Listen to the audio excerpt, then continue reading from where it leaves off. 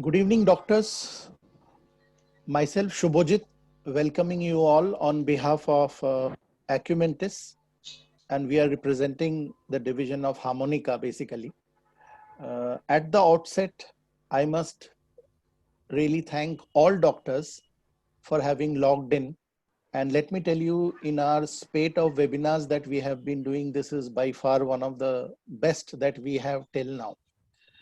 One of the reasons, of course, is the eminent speaker, because he calls for attention. He is none other than Dr. Tushar Kaur. So before we go into the session, I would quickly like to uh, just introduce him. In fact, I would not say the word introduce, but he is known across the country and many parts of the world. But still, I take the pleasure of introducing Dr. Kaur. He is the chairperson ICOG 2019-20. The ICOG was indeed one of the very well organized conferences in Bhubaneswar. He was the vice president FOXI 2010, chairperson FOXI Oncology 2004 to 2009. He is the academic advisor SCB Medical College Cuttack, national corresponding editor FOXI Journal 2014 to 16, peer reviewer UOG and Indian edition. He is the executive committee member ICOG from 2015 to 17, executive committee member IAGE 2015 to 17, organizing secretary National IAGE conference 2016, organizing chairperson ICOG FOXI conference 2019, and he is a faculty and resource personnel in many national and international conferences, seminar and workshop. He has contributed many chapters in many textbooks, published many articles in national and international journals of repute. He has published 2 textbooks, Do's and Don'ts in OB and Gynecology. In fact, this is one of the widely read books across medical college and safe surgical practice. He is a recipient of Adarsha Chikitsa Award 2007, Mani Manika Award 2010, Dharanidhar Award 2010, Best Medical Publication DC Datta Award 2011, Tarini Pratibha Sammana 2015, and Best FOXI Original Publication Award 2018. And the most important, and I'm sure the entire country is happy, basically, he will be your candidate for President FOXI 2022. And the best part is that by this time, things would be, I would say, normal as like we had prior to this corona. So he will be entrusted with a job. Perhaps there will be a lot of work to do when he will be taking over as the president, because this has been a year which was mostly virtual. And when he will come in 2022, it will be all real. It will be all face to face. So he loves to work, and work is his passion. So over to Dr. Kaur for today's session, endometriosis, what is new?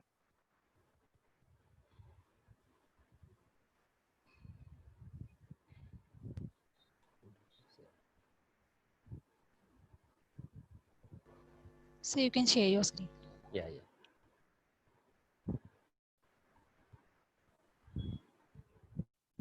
Is it okay? Yeah, absolutely. Yeah. Thank you very much, Mr. Thank you. Shubhojit. You see, the doyen, one of the doyen in the Acumentis. You see, he's so close to all of us, and Khushbu and entire team of Acumentis to select such a nice topic, that is endometriosis, which is almost very close to all of you in your practice, as well as for a postgraduate students. And you'll be happy to know that the subject, if ever I am given to teach to an undergraduate or postgraduate, I'll love to share that it is the endometriosis.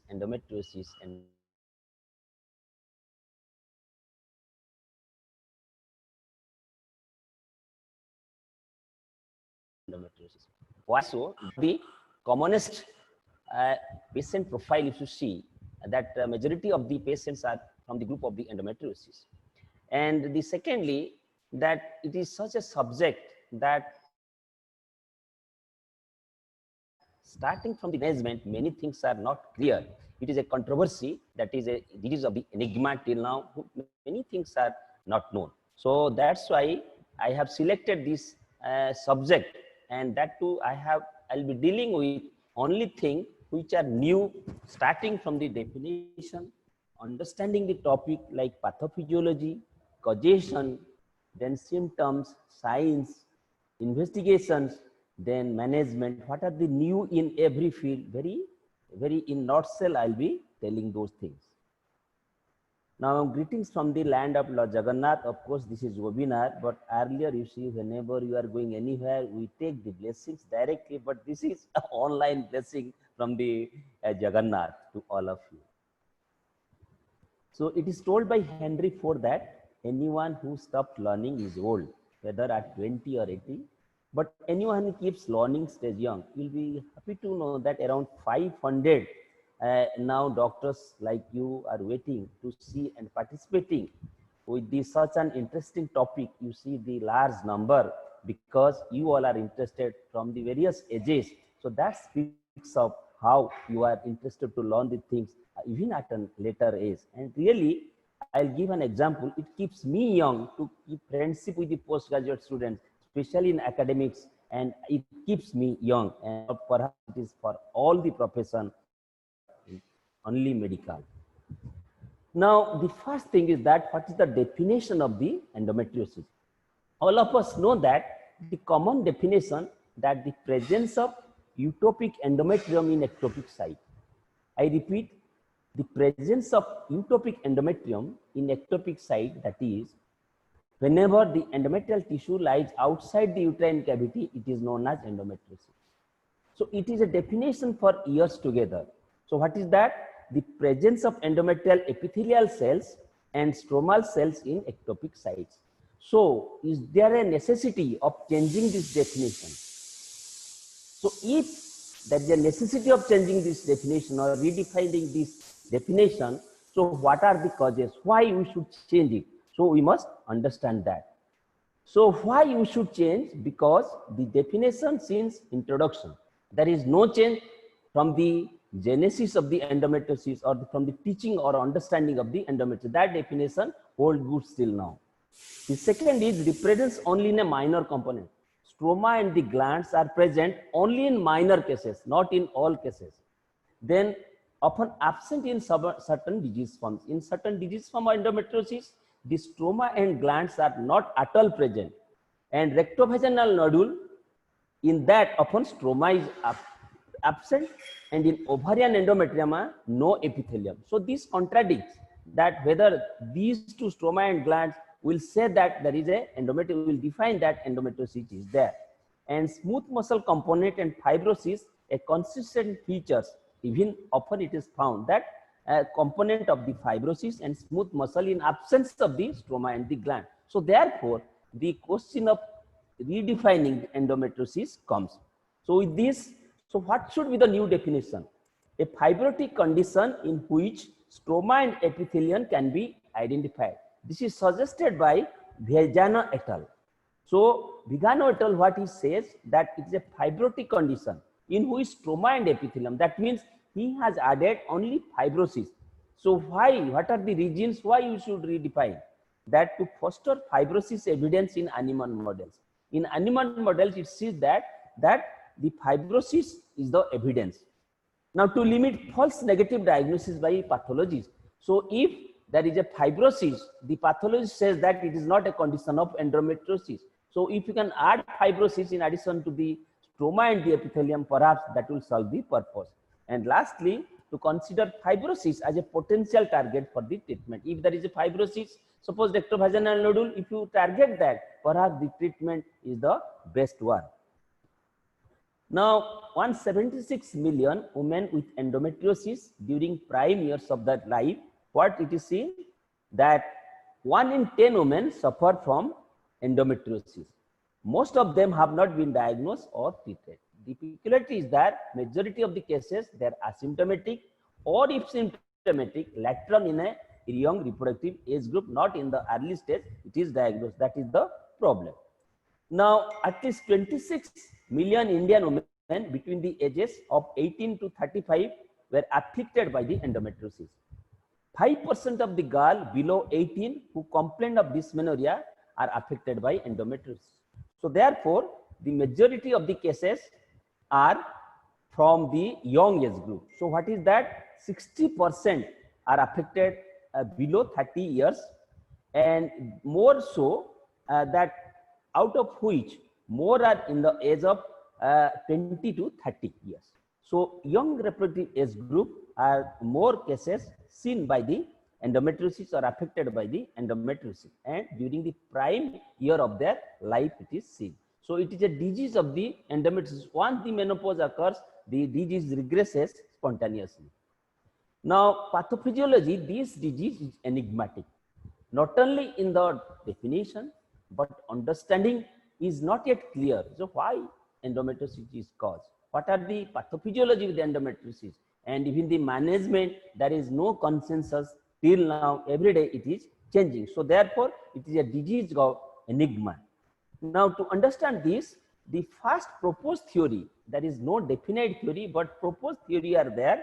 So what are those? The first, all of us know that retrograde menstruation or Samson theory. The menstrual blood goes through the fallopian tube and implanted in the lateral pelvic wall, pouch of Douglas, ovaries everywhere, then it causes.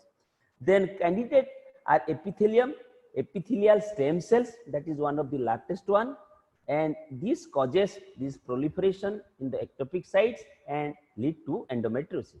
Then endometrial tissue spreads through blood and lymphatics, that all of us know that, and altered immune cell population and function, and metaplasia differentiation of ovarian coelomic epithelium, that is coelomic metaplasia. So out of all these things, many of us know that this coelomic metaplasia and the other Samson theory are one of the accepted one from the beginning. And endometrial tissue colonizes hemorrhagic corpus luteum, therefore leading to this chocolate cyst of the ovary. But there is a cross-link between ectopic lesion and eutopic endometrium, and therefore that leads to, and again, proliferation. But last but not the least, that is Mullerianosis hypothesis, where there is a Mullerian system, already there are some of the remnant and it causes the endometriosis. But out of this, the molecular biology is upcoming in a great way for the causation of the endometriosis. So first there is angiogenesis, then anti-apoptotic factor, not apoptosis but anti-apoptotic factor, then chronic inflammation which causes increased macrophages and T cells, then inhibits the NK cell cytotoxicity, and estradiol synthesis via aromatase. So most important, all these things lead to excess estrogen synthesis and fibrosis in addition to that. So endometrial tissue that implants occur, then CCF macrophages are there, and vasculature encapsulate and enters the lesion, and nerve fibers invades, and therefore the pain occurs. Lastly, fibrosis and scar-like tissue occurs. But if you see the molecular biology, there is increased STF1 expression, defective retinoid pathway, then increased interleukin 6 or tumor necrosis factor, 17-alpha hydroxysteroid dehydrogenase 2 deficiency, and higher levels of estrogen receptor B, and neuronal infiltration within the superficial endometrium. So sensory A alpha, sensory C, adrenergic, cholinergic nerve fibers. Once these are involved, then the pain occurs or the dyspareunia occurs. Now with this, what is the epigenetic changes? If you see that increased expression of estrogen receptor beta gene, which suppresses progesterone receptor expression. That means the estrogen receptor excess amount depresses or suppresses the progesterone receptor expression. Then it leads to progesterone resistance manifested as decreased 17 beta HSD activity, then decreases metabolism of high local estradiol due to increased aromatase activity, and that is inflammatory and immune responses, angiogenesis and apoptosis are altered completely. Then promote survival, attachment and proliferation of the ectopic endometrial tissue. So therefore all these lead to a fibrosis stage, and lastly it causes the endometriosis and in the true form. So perhaps out of these epigenetic changes is the upcoming one, and it will be accepted in that it can explain in a definite way. So coming to the you see, sorry,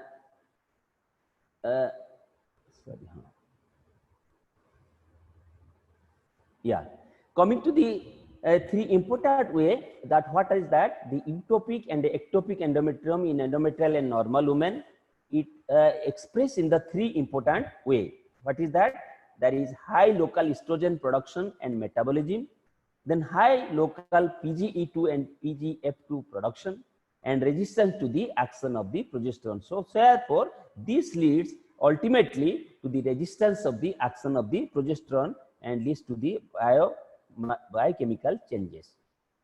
Now, what are the biomarkers in the endometriosis? Recent one, that serum CA-125 level, many of us have thought that perhaps this is one of the markers, but may be elevated in endometriosis, but it has a prognostic value than that of a diagnostic one. So therefore, friends, CA-125 level should not be taken as a diagnostic one. Always it is a prognostic, and that too, it is in a certain extent. Let us say 35 is the normal, up to 100, 150, it may be a level of the endometriosis. But the near upcoming is a CA-19-9 and serum level of interleukin 6 more than 2 picogram per ml. It is up to sensitivity up to 90% and specificity up to 67%. So therefore, the out of three, the CA-199 and IL-16 is the upcoming one. Then peritoneal fluid tumor necrosis factor more than 15 picogram per ml is sensitivity of 100%. And other biomarkers are in experimental stage such as blood, saliva, urine, and peritoneal fluid. Now, another very important study from ours, myself and my wife, Professor Asaranti Kar. So we did that use of PGP 9.5 antibody in endometrial biopsy and added tool in diagnosis endometriosis. All of us know that we diagnose the adenomyosis, let us say, after the histopathology diagnosis. You do a hysterectomy or send a specimen of the adenomyoma after adenomyomectomy and subject for histopathology. Then only you diagnose this is she is suffering from adenomyosis, besides the other imaging, other tool. But the detection of nerve fiber by immunohistochemistry in endometrium or endometrial lesion could be taken as a novel marker, and thus it could replace histopathology study of hysterectomy and dissection specimen as the definite modality of investigation for endometriosis. So friends, by only doing DNC and subjecting the endometrial for this immunohistochemistry marker can tell that this woman is suffering from adenomyosis or endometriosis. So this is a great work, and this is already we have published, and this is one of the Indian work in association with another 3 or 4 works in the world literature. Now, how to diagnose? That the laparoscopy is the gold standard, all of us know that, allows visual inspection of the pelvis, palpate the lesion to know the nodularity, document the extent, type, location of all lesion and the adhesion, and do not perform during or within 3 months of hormonal treatment to avoid underdiagnosis. Dear friends, so always make this either pre-medicinal or a post-medicinal, but not during the medicine, because it will underline or underdiagnose the endometriosis staging. Now, SRM classification, all of us know that the current revision in 1997 comprising stage 1 to 4 according to size, depth, number of lesion, description, and degree of adhesion are the organ involved. So all these things after this ASRM classification has come from stage 1 to 4. But what are the limitations? Does not include retroperitoneal structure. The most important, retroperitoneal structure cannot be included by this still so far it is not included. The secondly doesn't include deeply infiltrating endometriotic lesion, so therefore it is subjective. So friends, does not correlate well with symptoms and doesn't predict future fertility and devoid of some endometriotic location like colon. So therefore these are the limitations. So we must think what is the new for a ASRM classification next to that, or can you modify this? So what is the mechanism of sub-infertility in case of a endometriosis? That distorted pelvic anatomy. Perhaps we have not understood why endometriosis causes infertility up to 30 to 40%. So again, this is an enigma. So perhaps we have thought that distorted pelvic anatomy, what is that? That out of all fimbria, the ovarian fimbria, one of that is responsible for engulfing of the ovum. Perhaps that is a distortion anatomy between the tube and the ovary relationship, for which it makes a problem or a difficult to engulf the ovum. And altered peritoneal function, altered hormonal and cell-mediated immunity, and endocrine and ovulatory abnormalities, impaired implantation, oocyte and embryo quality are distorted, and abnormal uterotubal transport. So with these, perhaps this interfere or result in a subfertility with the endometriosis. Now endometriosis fertility index, what is that? That score first developed in 2010, E5. After surgery in infertility, whether the patient will be provided with ART or wait for spontaneous pregnancy. This is very important. Now, after the surgery, patient will wait for a spontaneous pregnancy or you will go for a ART. And factors associated with history and surgical factors are added to get the EFI score. Now, from the EFI estimated percentage of pregnancy is calculated. So therefore, it is very important for the patient, though desire the pregnancy or infertility cases. Now, endometriosis, especially mild disease, a risk factor for miscarriage as fertility and sterility. So, what is that? Women with endometriosis had a significantly higher miscarriage rate as compared with women in the control group. Now, women with disease who were not known to have infertility were compared with women in the control group. The difference in miscarriage rates was significant with the endometriosis. Miscarriage rates were higher in women with stage 1 and 2 disease as compared to stage 3 and 4 disease. So therefore, mild endometriosis is related to great fetal loss, that is early in the terms of miscarriage due to inflammatory disorder, possibly leading to defective folliculogenesis, fertilization defective, implantation, so presenting as increased risk for miscarriage. So perhaps these are the causes how miscarriage is increased.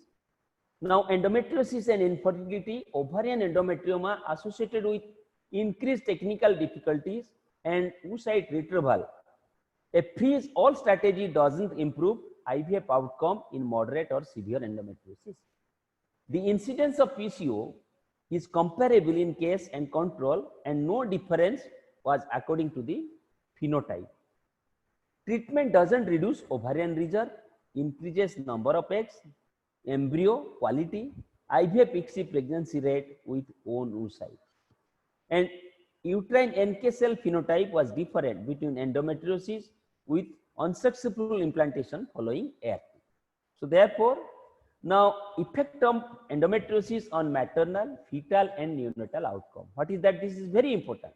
Subgroup of women who conceive spontaneously, endometriosis is associated with placenta previa, cesarean section, preterm birth and low birth weight. Now subgroup of women who conceive with the use of assisted reproductive technique, endometriosis was found to be associated with placenta previa and preterm birth. So therefore, in both the good, whether a spontaneous pregnancy or ART pregnancy, that placenta previa and preterm birth were common. Now endometriosis and the malignancy, this is again another very important subject, that malignant transformation is possible. Whenever you ask to a postgraduate, is malignant transformation possible in endometriosis? Yes. So what is that? Increased risk of epithelial ovarian malignancy, mainly clear cell carcinoma and endometrial carcinoma are often seen associated with the endometriosis. Extended use of COC, that is combined OC pill, may cause ovarian cancer risk reduction, may cause, but not yet proved totally. Now, possible association between endometriosis and endometrial cancer and breast cancer are of uncertain validity. So therefore, friends, there is no absolute relation between endometriosis, endometrial cancer and breast cancer. Now, preventive screening is not currently recommended because it is not a malignant stage. Now, the medical management, so what is the evidence level? Now, continuous oral progestin, GnRH agonist, depot medroxyprogesterone acetate, LNG-IUS are effective for treatment of pain. That evidence level B. Now, both continuous and cyclical COC are effective for pain relief. Now, the aromatase inhibitors with progestin for rectovaginal endometriosis, pain is recommended. Now, danazol is effective in treatment of pain, but serious side effects have limited their use. Now, anti-angiogenic therapy like cabergoline reduce pain and size of endometrioma compared to GnRH agonists. Now, failed medical management is an indication for the surgery. Again, that is a good evidence. So, with this, the pharmacological pain management, as you know, analgesics. So, NICE guideline says that paracetamol or NSAID alone or in combination are the first line management for endometriosis related pain. So, according to the GCPR, that is good clinical practice recommendation of our ICOG and FOXY, mefenamic acid is the commonly used NSAID. So, therefore, friends, out of these, if you are given an analgesic, the choice for endometriosis is mefenamic acid. Now, Dynogest, again, $1 million new molecule for the management of the endometriosis. A progestin with selective 19-node testosterone and progesterone. It suppresses estradiol production and prevents the growth of the lesion. And pelvic pain amenorrhea was significantly relieved with Dynogest.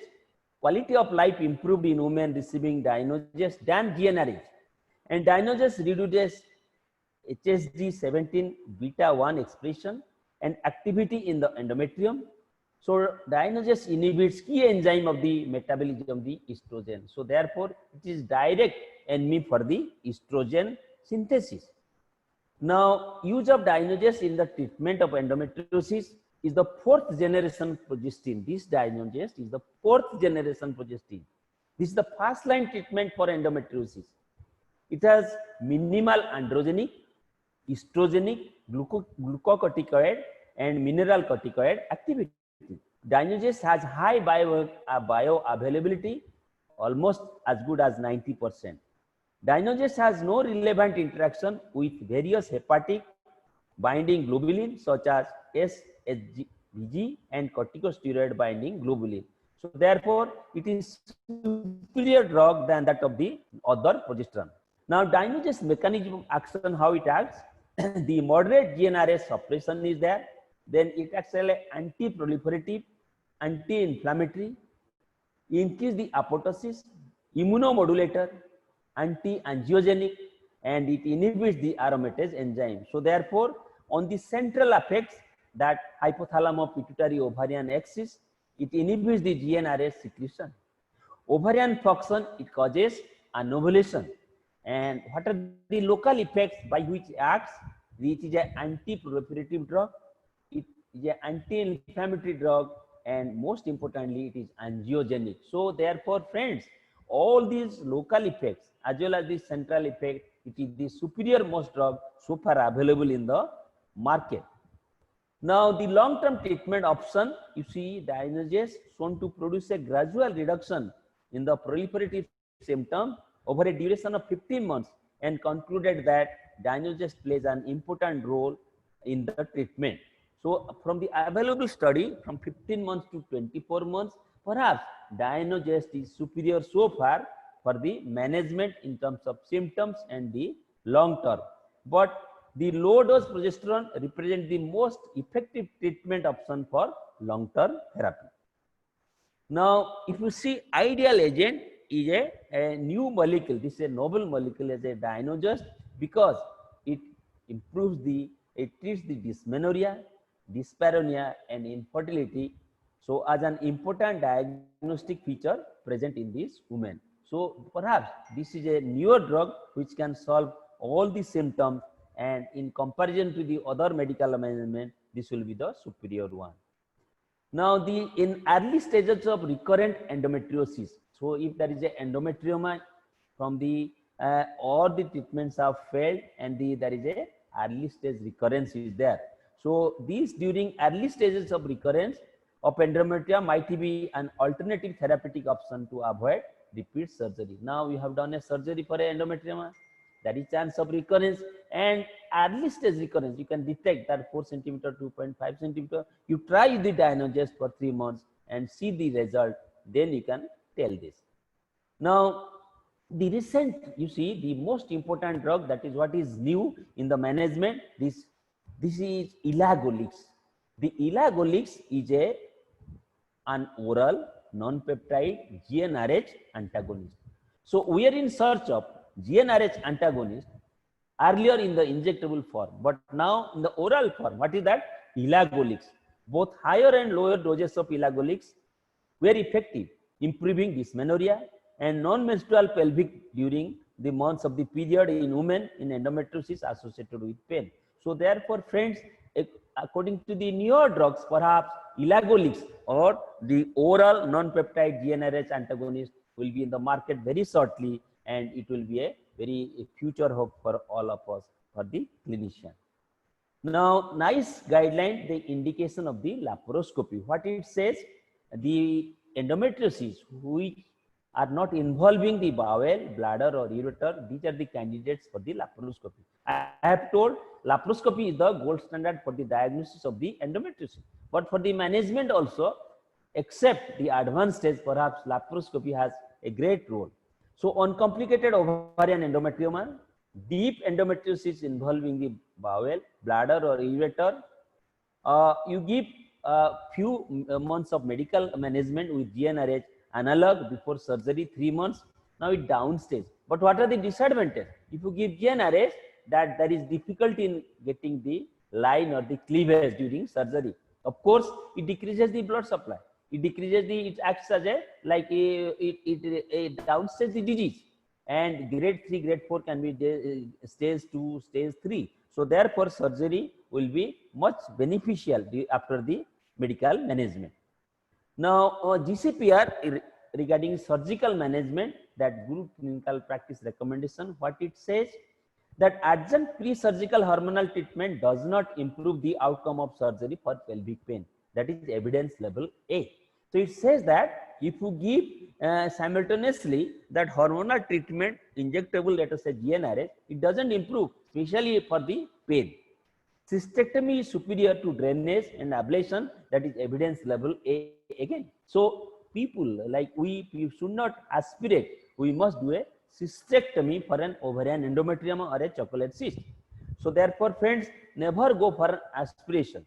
Laparoscopy is preferable over laparotomy, that evidence level D. Look at this. Why D? Because it depends the case. Suppose there is a stage 1, stage 2. Definitely surgery is preferred. Stage 3, stage 4, advanced stage, laparotomy is superior than the laparoscopy. So therefore, in all cases, you cannot put the laparoscope and treat it.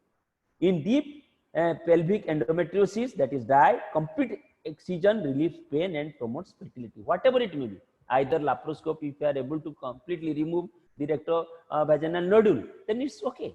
If it is not able to be removed, you don't have conservation, you convert and go for the laparotomy and remove the lesion and get rid of the pain as well as the endometriosis. So therefore, the message is that the laparotomy and laparoscopy, your vision or the mind should be open, which are the cases, and it should be individualized depending on the case and the type of the lesion. Now, LUNA, that is laparoscopic uterosacral nerve ablation, is not effective in endometriosis associated pelvic pain, evidence level A. And presacral, that is only laparoscopic uterosacral nerve ablation is reserved for CPP, chronic pelvic pain, not finding any cause for that, that is unknown origin. Presacral neurectomy is effective in relief of midline pain. And post-surgical hormonal suppresses pelvic pain, that is evidence level GPP. And for secondary prevention, post-operative medical hormonal therapy used for more than 6 months. So therefore, friends, you have to manage in some of the residual cases with the post-surgical medical management for 3 to 6 months.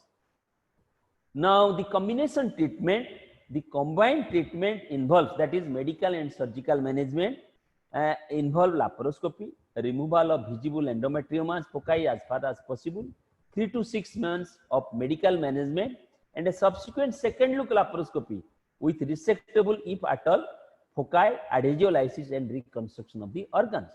Now, despite maximum efforts, the therapy of first choice in the management of endometriosis is still not clear. Again, in the management, this is a disease of enigma. The management is also not clearly known. Now, therefore, the impact of medical and surgical treatment of endometriosis on the cure of endometriosis and the pain. So, what are those? If you think in terms of dyspareunia, dysmenorrhea, and abdominal pain, all everywhere. If you give the only the hormonal treatment, then you see the before and the after. So surgical and the combined one, the medical and the surgical management almost go together, the result. But if you combine one, what happens? If you combine, then the highest cure rate was 60% achieved by combined treatment, that is medical and surgical management, 55% by exclusively hormonal therapy, and 60% almost up to 60% by exclusively surgical treatment. Almost if you compare both 50-55, then if you combine together more than 60% the results you get. And non-medical management for treatment of endometriosis associated with pelvic pain, that complementary therapies are used in 30-50% of adults in many countries. Yoga and meditation can be adjuvant therapy in treatment. You remember yoga and meditation, especially for the young girl, young reproductive age. And acupuncture may be useful in severe dysmenorrhea. Now, there is limited use of neuromodulator, anesthesia, behavioral therapy, reflexology, homeopathy, and psychological therapy treatment for associated pelvic pain, endometriosis associated pelvic pain. So, if you think yoga, meditation, acupuncture, neuromodulator, reflexology, homeopathy, so these are the subject upcoming that which will take care perhaps in the other way. Now, Chinese herbal medicine for endometriosis. Oral Chinese herbal medicine, that is CHM, may have a better overall treatment effect than that of, may be more effective in relieving dysmenorrhea and shrinking adnexal mass in conjunction with CHM enema. However, more rigorous research is required to get the access the potential role of Chinese herbal medicine in treating endometriosis.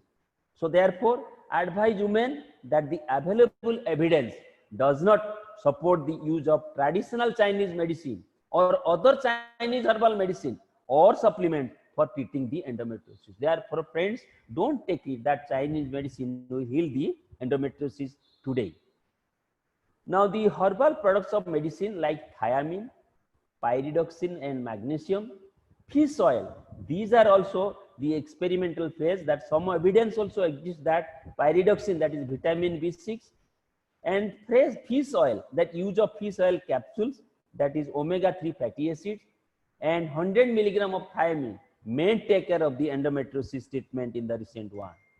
Now, the suggestions of the newer therapy, that new non-hormonal agents need to be developed that do not suppress the ovulation. Roles of retinoids and inflammation pathway have been questioned for the pathophysiology of endometriosis and development of low side effects. Now, retinoid supplementation might provide a new treatment option for long-term management of the chronic debilitating disease as an adjuvant therapy. So, for endometriosis, retinoid supplementation might be a new insight. Now, role of anti-angiogenic factor, that growth factor inhibitors, like one of the most studied angiogenic factor is the vascular endometrial growth factor, that is VEGF. Now, blockade of VEGF signaling prevent the establishment of endometriotic lesion. The development of the anti-VEGF antibody in vitro has proved that efficacious in preventing the establishment of endometriotic lesion. So therefore, blockade of VEGF signal, if you can find certain drug, this will be a new insight. Now, role of phytotherapeutic agent like resveratrol. What is that? Resveratrol is a phytochemical with grapes, red wine, and berries, which act as a pleiotropic agent, multicellular processes including proliferation, apoptosis, oxygen radical formation. So therefore, resveratrol is a potent inhibitor of vascularization in endometriotic lesion. Most probably causes suppression of the lesion growth and represents a candidate therapy for future phytochemical treatment for endometriosis. So therefore, it does dependently stops the development of new vessel formation, that is new angiogenesis it prevents. Now, role of statins. Statins are lipid lowering agents that have been shown to have anti-angiogenic activities in high doses. And studies on atorvastatin have demonstrated anti-angiogenic activity in endometriotic lesion without side effects on reproductive function. So therefore, atorvastatin can be a new drug to be developed. The uncertainties regarding their impact on gonadal function not define them as an approach to therapy for young fertile. So we can think that statins, mainly atorvastatin, can be used for the endometriosis. Now, role of dopamine agonists like cabergoline, although effective, but having side effects like cardiac valve regurgitation. I repeat, cabergoline may be used, that is a scope, but it has got the side effects like cardiac valve regurgitation. Now, hence, non-ergot derived dopamine agonist, what is that? Quinagolide. The quinagolide compared with cabergoline in a pilot study, and both are equally effective. So therefore, still larger clinical trials are warranted, although quinagolide is the future hope for the treatment. But SPRM, that is selective progesterone receptor modulator, although asuprisinol and mifepristone have shown some promise in reducing endometriotic lesion, their current use is limited because of effects on the fertility. Because those who want fertility, you cannot use the mifepristone and asuprisinol. Mifepristone and ulipristal are two drugs currently approved by FDA for two different indications, that is for the endometriosis as well as for the MTP. Now, endometriosis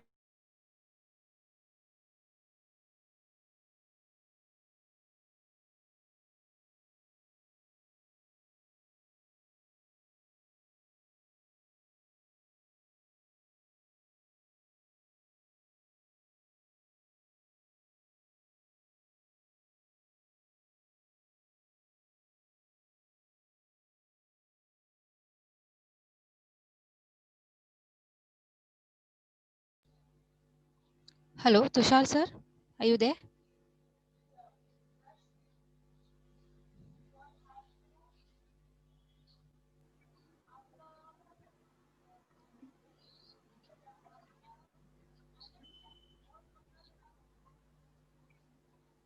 Hello. Sir.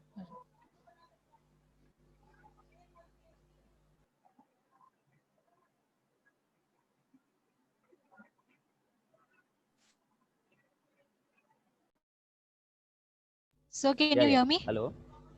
Yes, sir. Can you hear me? Yeah, I am able to hear. Yeah, you can share the screen, sir, again. Yeah. There was a small half a minute internet disturbance. glitch, that's it. Yeah.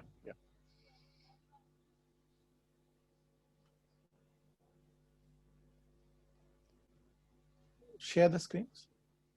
Yeah. Tushar sir, are you there?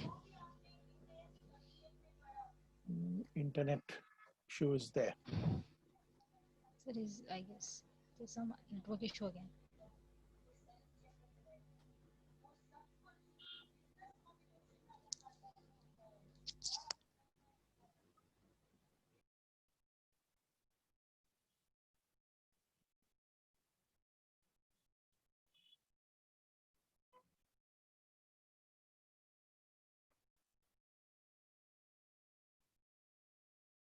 We are just trying to rectify the things. There is a small internet glitch. Let's see.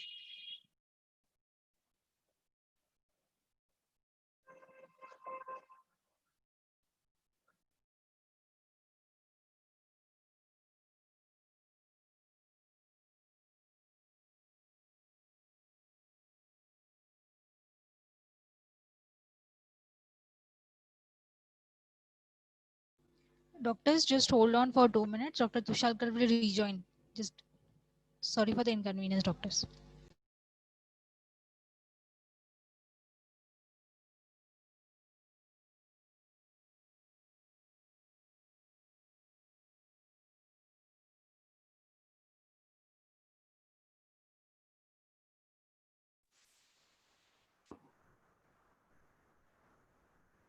Hello, Khushbu.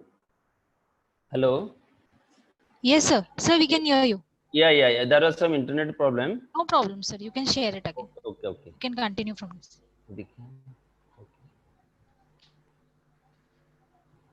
Just a minute. Am I audible? Yes, you are audible and we can see you, sir. And the presentation is also visible, sir. You can just do a full screen. Okay. Yeah, yes. Full screen. So we are on the retinol, retinoid. So with this retinoid supplementation might provide a new treatment option. So then the role of kisspeptin in the endometriosis. So this is again a new insight that KIS1 or KIS1R expression in ectopic and ectopic endometrium of women, endometriosis, that the KIS system, the study provide evidence for the potential involvement of KIS1 in the pathophysiology of the endometriosis, at least in a subgroup of women with endometriosis.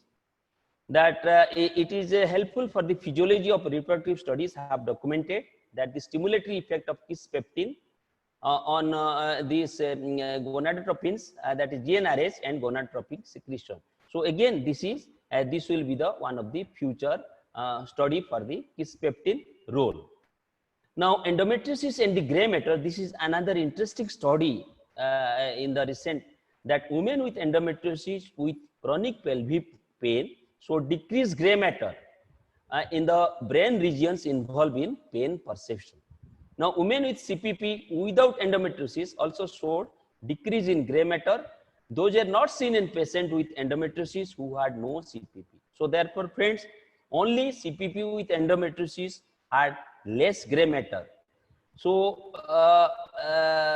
it is found that the local nerve bundle density was statistically significantly higher in women with hip dyspareunia. A nerve growth factor has been shown to be a major neurotropic factor, may be implicated in increase in local nerve density. So therefore, further research into the signaling underlying neurogenesis in endometriosis is to identify the potential treatment target. So therefore, study of the gray matter in the endometriosis women with chronic pelvic pain is the future one. Now, important recent findings that in arcuate nucleus there are neurons co-localized which combine three neuropeptides, namely kisspeptin, that is Kp, neurokinin B, and dynorphin, which are collectively known as KNDY neurons. They interact to influence the GnRH release, where kisspeptin stimulate modulators and dynorphin inhibits the pulsatile GnRH release. So therefore, thus KNDY hypothesis, that is kisspeptin and neurokinin B and dynorphin, suggests that KNDY neurons in arcuate nucleus may interact to control the pulsatility of the GnRH. Again, this is a future for the research. Now, genetic variants underlying risk of endometriosis, insights from meta-analysis of 8 genome-wide association and replication data sets. What it says, the meta-analysis demonstrated directionally consistent genomic association of SNP in 6 genetic loci with endometriosis across the ancestry population in 8 countries, that is Australia, Belgium, Italy, the UK, US, and Japanese ancestry population. So therefore, these genome variant, similar with the various countries, might be again the future hope for the genetic research into the causation of the endometriosis. So therefore, 5 of the 6 loci showed that the sizes of the endometriosis are up to stage 3 and the stage 4 in these 8 countries. Now, therefore, treatment targeted to genes associated with endometriosis research remain a future hope. If you can prove that these genes are commonly responsible in all the countries, so we can target those gene target oriented therapy. Now, what is the future direction in the management diagnosis of the endometriosis? Recent work in neuroendocrinology, tumorigenesis, neurogenesis, and genomic will markedly change the approach for use for current management protocol. So therefore, if you target at neuroendocrinology, endocrinology, tumorigenesis, and neurogenesis. Now, treatment targeted to genes associated with endometriosis research remain a future hope. Now, genome-wide association studies have demonstrated various reproduction loci associated with endometriosis, especially moderate to severe disease. So, genome-wide association should be thought of. Now, then what is new? At last, so what is new in endometriosis? If you see that first is redefining. Should we redefine, as I have told, that fibrosis should be added to the stroma and the gland as suggested by Bhejanin. Now, the second is understanding molecular biology, how the endometriosis is produced or how the endometriosis is caused, that is the pathophysiology. Now, PGP 9.5 positive in neuronal end in the endometrium of the woman by the immunohistochemistry study. Perhaps that is one of the cause for the future, that yes, we can diagnose the adenomyosis or endometriosis from the endometrial tissue by simple DNC or aspiration. Now, new biomarker, as I have told, that 19.9 might be the new marker. Earlier, we are thinking that it is serum CA 125. Now, retinol, resveratrol, quinabolide, and atravastin might be the new drugs for the future to come. And yoga, meditation, and acupuncture, in addition to the common medical therapy, might help for the management of the endometriosis. Now, medical management, as I have told, Dynogest, it is proof all of us are using randomly throughout the world. But the next drug might be elagolix, that is oral antipeptide, that is GnRH drug. So that would be the future again, elagolix. Now, genome targeted treatment. So lastly, perhaps the research will come that genome is associated specific for the endometriosis, and we must target that genome for the management. Perhaps with this, we have justified the topic that every new idea is a joke until one achieves it, and every new thought is silly until one believes it. Perhaps with this, every day we think in the new line, though it is a disease of enigma. Nobody has understood so far how it is caused. What is the real definition? What are the causation? What the causation and symptom and sign variation, and the investigation and the management so far. Perhaps if you have a new idea, it may be silly to start with, but once it proves, it is a great thing for all of us, like the newer drugs, Dynogest, and like elagolix will be coming in a great way. So friends, with this, I think thanks all of you for your nice participation, and a good evening, and perhaps I have justified for the topic. Thank you very much. Hello. Yeah. Yes. Hello, Subodhji. Yeah, thank you, sir. It was a wonderful presentation, and I think absolute elaborate and yet simple and wonderful, absolutely. So we can now have the questions one by one. Khushbu? Yes. Yes, sir. So the first question is from Dr. Mansi Petnik. She's saying a 50-year-old underwent THBSO for grade 4 endometriosis. What next? Yeah. Hello? The Yeah. first thing is that before going for, is it audible? Yes, sir, you are yeah, audible. yeah, Yes, sir. yeah. So she is 54 years. Yeah. What Yes, are sir, the she is age? Age is 50 years. 50 years. 54 years. 50. Okay, 50 years. Now, before going for the definite treatment, you must evaluate, assess what is the stage of the disease, whether she is having stage 3, stage 4. Now, after the going for the surgery, you evaluate what is the exact lesion. If you are sure that you have done a TAH and the BSO, total abdominal hysterectomy and bilateral salpingo-oophorectomy, you see the lesion, because these are extrauterine lesion. If you have left somewhere, you have to be sure that all the lesions are removed. Then perhaps there won't be any problem post-operatively. So what is the message? Message is that there should be complete dissection of the endometrial lesion, as well as you go for, because already she is 50, you have done the terminal treatment for that. Okay. Thank you, sir. The second question is from Dr. Poonam Datta. She's asking, what is the latest marker for endometriosis? Yeah, very good. I have told that the latest marker are, again, this is a disease of enigma. Earlier you see this is a prognostic marker as CA125. Now it is the interleukin 6. It is coming in a great way.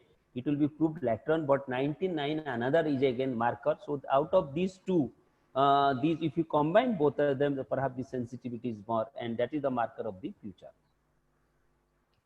Sir, other question is, what is the maximum duration for a medical treatment for endometriosis? Yes, it depends again on the age, symptoms, whether she wants fertility or not, and the type of the lesion. As for example, it is a grade 1, grade 2, grade 3, grade 4, like that. Depends on the lesion, and depend on the age, depend on the symptoms, depend whether she wants fertility preservation or not, whether she is an infertile or not. Suppose she is an infertile, will be aggressive in the treatment. The medical management will not last for a long time. So we'll have to give the medical management, see the fertility, see the symptoms. If doesn't respond, then go for the surgery. So it may varies from 3 months, 1 year, 1.5 years, doesn't matter. So it depends. Suppose she a case of primary infertility, elderly primary infertility, 35 years, presented, I'll go for a minimum 3 months of medical management. Then immediately I go for the surgery. If the lesion is more, the day 1 I'll go for the surgery. I'll not go for the medical management if it is a stage 3, stage 4 endometriosis. Sure, sir. Sir, other question is from Dr. Maya Padi. She is asking, there are two questions. The first one is, Dynogest now appears to be a first-line treatment for endometriosis. If there is concomitant subfertility, how can we rationalize the endometriosis treatment with Dynogest? Exactly. I was thinking while I'm a presentation, you see, Dynogest, if you give the treatment, there is a, you cannot go for the, you see, fertility management. So you suppress the lesion to start with. First you give the Dynogest, then go plan for the fertility, like you go for the ovulation induction or rest of the thing. Then you cannot think a conception simultaneously whenever you are using Dynogest. Okay. So second is, what counseling should be done before starting Dynogest for a patient? Yeah, so very nice. So once you are going to use the Dynogest, you say that there is chance of either that is scanty flow or there is at times amenorrhea also certain patient we are getting. So therefore the amount of the flow is decreased. It has got a lot of bearance on that, and you have to say that from the beginning, counsel the patient that amenorrhea might be to certain extent, there might be, but majority of cases the scanty flow or hypomenorrhea is there. Okay. Thank you, sir. The other question is from Dr. Bhagyalakshmi Nayak. She's asking, with availability of Dynogest now, what is the role of GnRH analogs injection? Yeah, very nice. If Dynogest is there, these are thus contradictory. Now the patient wants the pregnancy. There is a case of infertility with endometriosis. I'll prefer a GnRH analog instead of a Dynogest. If the patient is not desirous of pregnancy, not a case of infertility, I'll prefer a Dynogest. So therefore, these are contradictory in the both ways. Other ways, one is Dynogest for those who wants fertility or infertile patient, and for the GnRH, for the Dynogest, those who do not pregnancy for the time. Okay, sir. Dr. Sovna Mishra is asking how to prescribe Dynogest, the prescription schedules. Prescription, you have to take continuously 2 milligram. That continuously it is to be taken for 3 months. Okay. Yes. Sir, yeah. Can we use danazol post-operative period to prevent recurrence? Yes, I have told, I have shown also that danazol can be used, but the problem with the danazol, it has got a lot of side effects. Earlier you were using danazol, but you see, as you know, danazol is a drug which causes pseudo-menopause. That means it totally destroys, burns out the endometrium. So therefore, it not only it causes amenorrhea, but all the testosterone effect, androgenic effect. So that is increased body weight, there is edema, there is flossing, everything would be there. So therefore, you have to cautious. So it is not an accepted drug, number one. Number two, that the dose is heavy now, almost 800 to 1200, 1600 milligram of danazol is to be given. Earlier, we were giving in absence of these newer drugs like Dynogest, we used to give danazol. Okay, sir. Dr. Avani Swain is asking, what is the mechanism of action of GnRH antagonist elagolix? Yeah, the same action as you know, this is oral one I have told. Elagolix is a oral one. Earlier it is an injectable one. Now it is the world scenario. it will be the havoc, the drug of the choice for the others, because we are in practically search of oral drug. The injectable, as you know, it is a, not only that you have to go for the injectable one, people are afraid of that, and oral drug is a really this is a boon for the medical practitioner with the elaborates. Mechanism action remains same. Sir, they are asking what is the effect of Dynogest on fertility? Pardon? Hello? Pardon, it's not audible. Sir, effect of Dynogest on fertility. Yeah. Dinos, I have told already. You see, fertility now only it reduces the size of the mass and the symptoms it relieves. Then after that you can go for the ovulation induction. After the dose of the Dynogest is finished, you can go for the ovulation induction or exactly fertility management. Okay. Sir, there are two more questions. One is, can DMPA used as a treatment for endometriosis? Which one? DMPA. Can, DMPA. Yes. yeah. Yes. This you see. Yeah. This is a nice question. Depot methoxyprogesterone acetate. Let me say you. We know that the progesterone is the drug of choice for the endometriosis. To start with all the available progesterone during those days, if I remember way back 1983, 84, 85, from those days, many progesterone have been tried. You think of medroxyprogesterone acetate, you think of norethistran. These are oral progesterone. Everything was used. Even today also people are using. Then injectable form, that is DMPA, depot modesty progesterone acetate. But this can be used in absence of all these new molecules. When the new molecules come, these are obsolete. And we know that the greatest disadvantage that amenorrhea or irregular cycle for DMPA. So therefore, now the only role of DMPA in the market, in the medical fraternity, is only as a contraception. So, but again, you have to counsel the patient. There is chance of a secondary amenorrhea or the irregular cycle, oligomenorrhea, and scanty flow. So therefore, no more people are using for the endometriosis. But yes, of course, in the remotest area, we can use DMPA where the drugs are, newer drugs, newer molecules are not available. Okay, sir. So the question is, other question is, what is the systemic side effect of Dynogest? Yeah, this you see, because it is a strong progesterone, all the side effects of the progesterone should be there, but this is a new molecule. You see, therefore, the side effects are comparatively less than that of the other progesterone. But you have to take care of the. I remember in my series, you have to take care of the weight gain.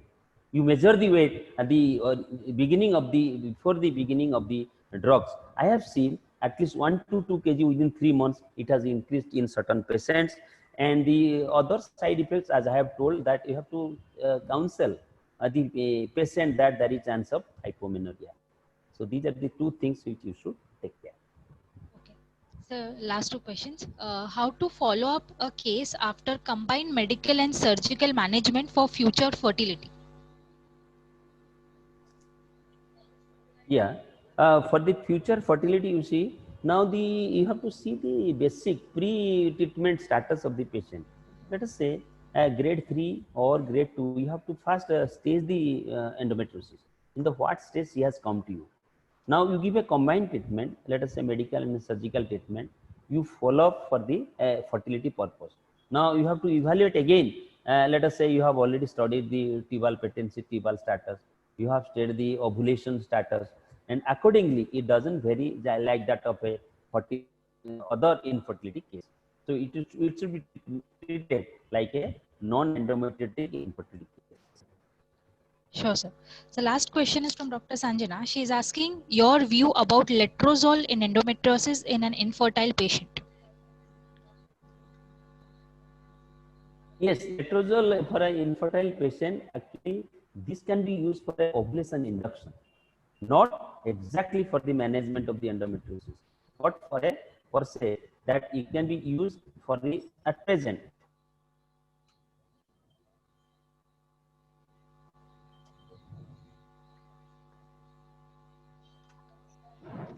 Dr. Tushar? Yeah. Yeah, I Yes, think most of the questions have yes, been sir. We have answered, I think. covered. Yeah. And many Doctors have thanked Dr. Tushar Kaur, like I am seeing Dr. Janmaja thanking Dr. Tushar Kaur for a wonderful presentation. Then many doctors are asking for recording. I just wanted to tell you that we'll send you the recording by mail, and also our field force will be sending you the recording by WhatsApp. So leave it, rest, be assured that you're going to get it by at least Monday or Tuesday. You are going to get the recording of the complete presentation of Dr. Kaur.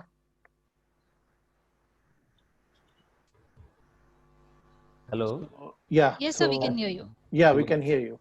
Yeah. Subhajit, tell me. Bas, you are not visible, sir. You are Sir, not. many doctors are appreciating for the webinar. It was Yeah, wonderful many, and very, many, yeah. many doctors. I mean, one by one, they are all appreciating, starting from Dr. Janmaja to Dr. Maya Padi to many others who have. It is going very quickly. Thanking you for the wonderful presentation, basically. So thank you, Dr. Kaur, and it was a wonderful presentation. And I'm sure we'll do it again because these are the things that is keeping us busy, basically. And like I'm just telling you, Dr. Shweta Gupta is telling, please send the recording. Many are telling, basically. So once again, Yeah. thank you, sir. And Thank you. I appreciate you taking your time and, coming to this platform and sharing your expertise here. And thank you once again. And on behalf of Harmonica Acumentis, I thank the entire audience. And we are open to doing all these kinds of academic programs in lockdown, post lockdown, in Corona, after Corona. We are there with you. Please contact me, my colleague Priyanka, Khushbu, for any kind of programs you would like to do. We are always there. Thank you once again. Thank you, Thank you so doctors. much, doctors. Thank you, Dr. Tushar. Thank you Okay. so much. Thank you so much, Khushbu. Th- Thank you. Thank you, Thank, Subhajit, and thank you, entire sir. team of Thank you, Accommodates. sir. Sanjay and all, you have done so much Sure. work. Sanjay also played a very big role. I Yeah. must appreciate. Yeah. All of you are prepared so hard Yeah. and all to get it success. Thank Personally, you. I thank all, and not only that, I thank all the audience in the evening, Absolutely. lockdown evening. They have already sat and interacted, and thanks all the the doctors who have asked me questions, and really these are interesting ones. Thank you so much. Absolutely. Thank Thank you, you. sir. Thank you. Again, Thank you, thank sir. the entire team of our Harmonica communities. All there, I am almost a family member of yours. Thank you so much. Thank you, sir. Thank you. Thank you Thank very you. much. Thank Okay. you. Thank you. So, doctors, we can leave this webinar and end it. Thank you so much for your presence, doctors.